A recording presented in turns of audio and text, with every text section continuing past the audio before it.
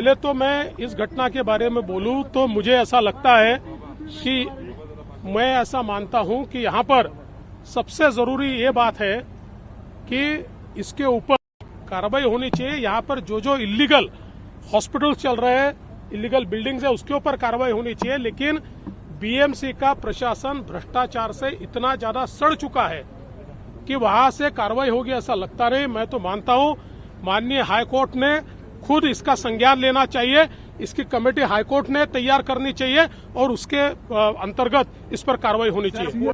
देखिए, कल जो सीएस की रिपोर्ट उन्होंने दी है, मैं ऐसा मानता हूं क्योंकि सीएस श्री सीताराम कुंटे को मैं अच्छे से जानता हूं, वो सीधे राह चलने वाले व्यक्ति है और वो रिपोर्ट पढ़ने के बाद मैं तो ऐसा मानता हूं कि रिपोर्ट उन्होंने तैयारी नहीं की।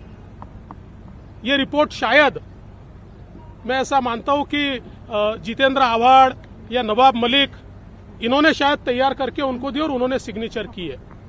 इसका कारण यह है कि इस रिपोर्ट में इतनी फैलसीज है।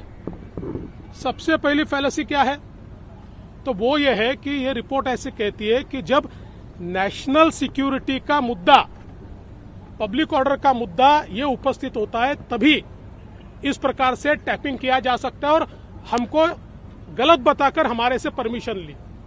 मैं ऐसा मानता हूं कि अगर आप जो टेलीग्राफ एक्ट है इसमें टैपिंग के बारे में जो पैराग्राफ है वो पढ़ेंगे, उसमें स्पष्ट रूप से कहा है कि incitement of commencement of offence, मतलब कोई भी गुनाह अगर होने वाला है ऐसी जानकारी होगी तो टैपिंग किया जा सकता है। लेकिन उतनी लाइन इस रिपोर्ट में काट दी गई, मतलब ये रिपोर्ट ही फैब्रिकेट हो रहा है, उतनी लाइन ही काट दी गई है।